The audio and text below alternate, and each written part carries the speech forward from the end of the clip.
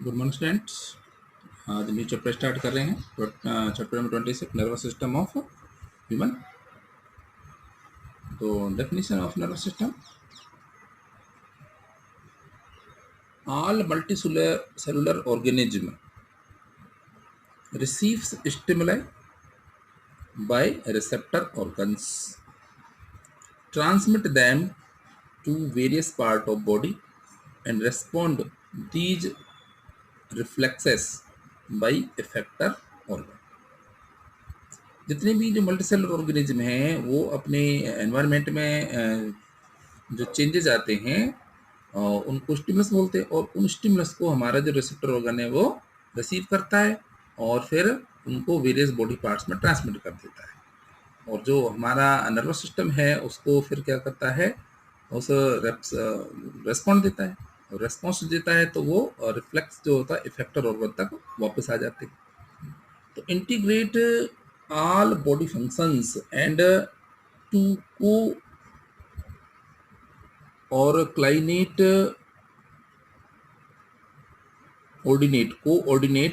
various body activities by a system known as nervous system।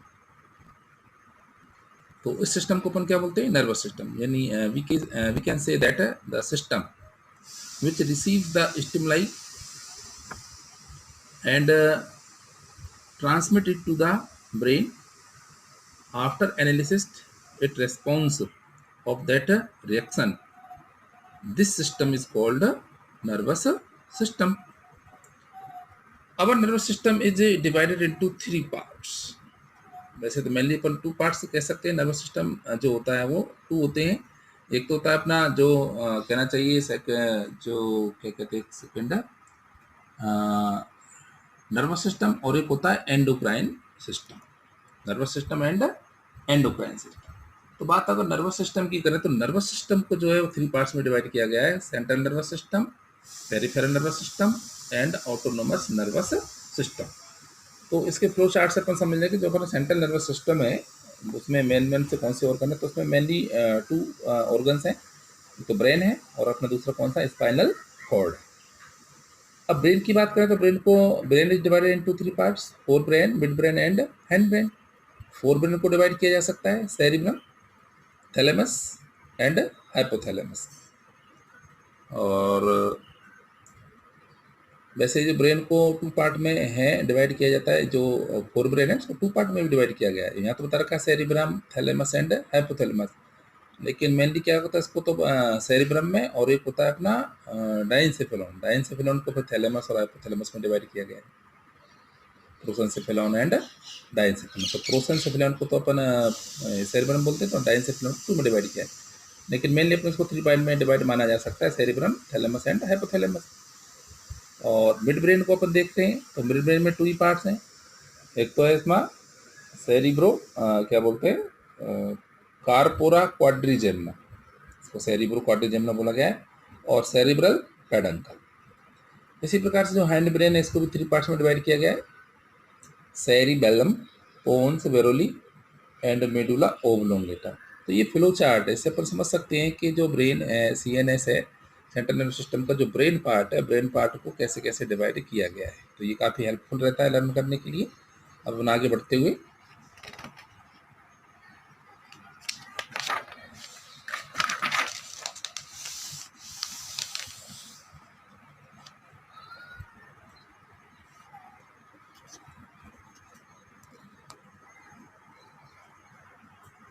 Brain की structure पर हम आपको बाद में बताएंगे। अभी तो ये डायग्राम बना रखा है तो आप देख सकते हैं।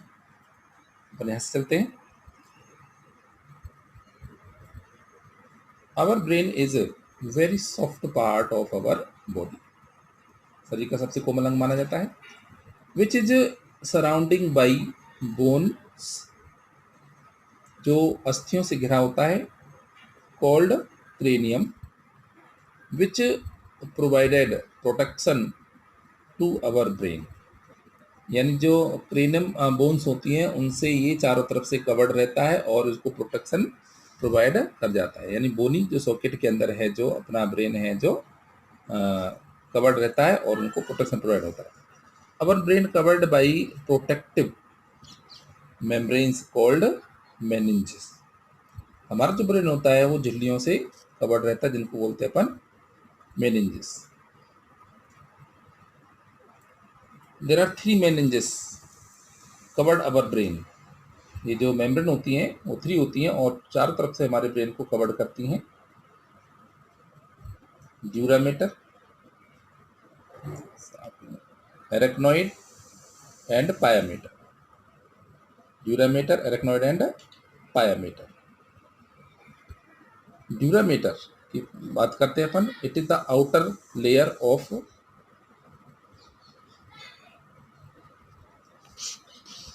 brain. It consists of fibrous connective tissue and collagen fibers. Durameter, इधर नहीं आता। It is a outer layer of brain. It consists of fibrous connective tissue and collagen fibers. ये collagen fibers और connective tissue से मिलकर के बनी होती है और मस्तिष्क के सबसे बाहरी मेम्ब्रेन होती है।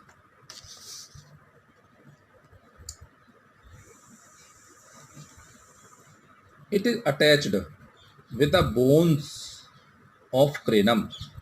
ये कपाल की जो अस्थियां होती हैं, बोन्स होती हैं, उनके साथ जुड़ी हुई रहती है। एंड नॉन इलास्टिक कवरिंग, और इसमें लचीलापन नहीं होता है।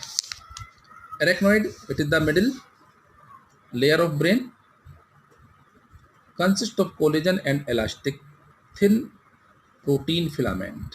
ये जो मिडिल मेम्ब्रेन होती है ब्रेन की, ये कोलेजन फिलामेंट्स की तो बनी होती है, बट साथ में ये इलास्टिक थिन प्रोटीन फिलामेंट्स की भी बनी होती है। तो जब इसमें इलास्टिक थिन प्रोटीन में, तो ये थोड़ी सी फ्लेक्सिबल हो सकती है। अपने जो इनर लेयर है ब्रेन की वो है पायामेटर।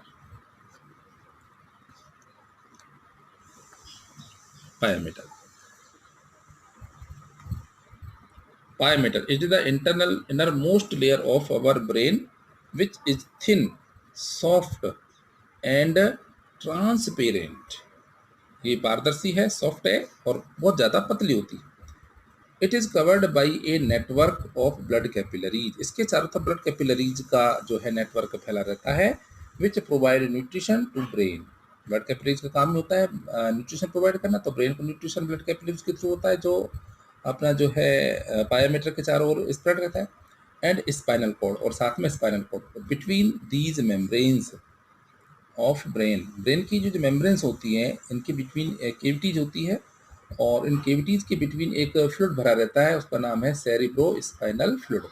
तो ये cerebral fluid is filled up which provide a protection of external shock, जो हमारे ब्रेन की बाह्य चोटों से सुरक्षा करता है। Cerebrospinal fluid, it is alkaline in nature. It is a lymph like alkaline fluid. ये लिम्फ के समान ही एक तरल होता है। It is secreted from layer of pia mater.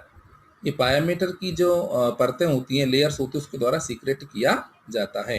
Which comes out as filtrate from choroid plexus, जो कम्स आउट और filtrate from choroid plexus. Choroid जो प्लेक्सस होता है उससे निकल करके, उससे फिल्टर होकर के इसका निर्माण जो होता है। इन दिस फ्लूइड, इस फ्लूइड में होता क्या क्या है? दीज आर मेनी सबस्टांसेस, बहुत सारे इसमें पदार्थ होते हैं, जैसे कि लाइक एज ग्लूकोज है, प्रोटीन है, यूरिया है, कैल्शियम है, पोटेशियम है,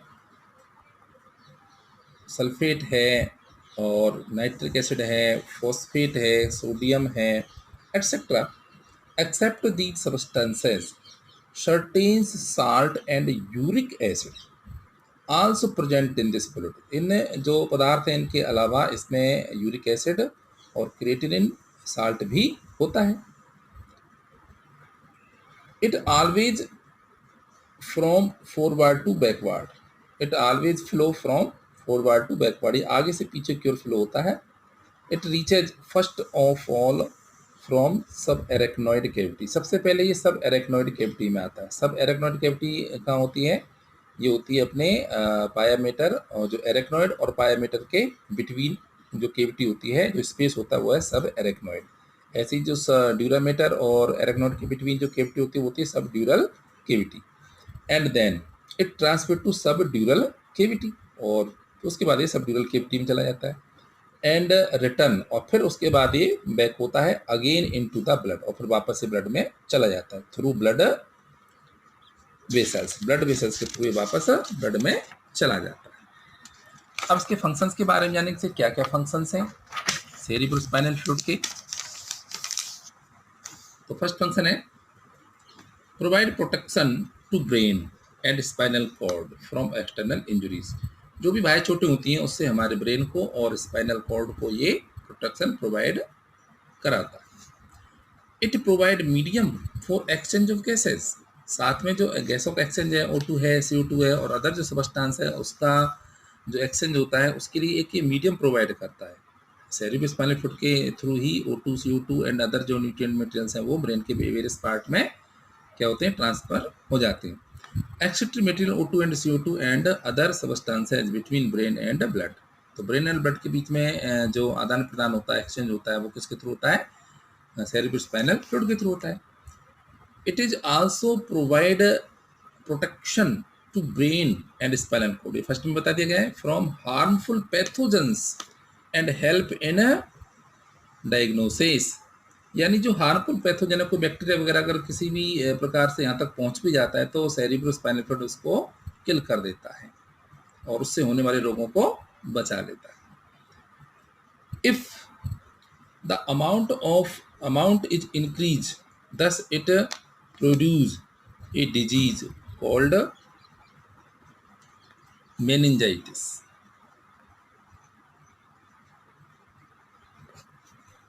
अगर सेरिब्रोस्पाइनल फ्लूइड के अमाउंट वो इंक्रीज हो जाता है तो जो अपने ड्यूरामीटर, एरेक्नॉइड, पायामीटर होता है उसमें स्वेलिंग आ जाती है, और स्वेलिंग आने की वजह से इन मेम्ब्रेन में जो डिजीज होती है उसको बोला जाता है मेनिंजाइटिस।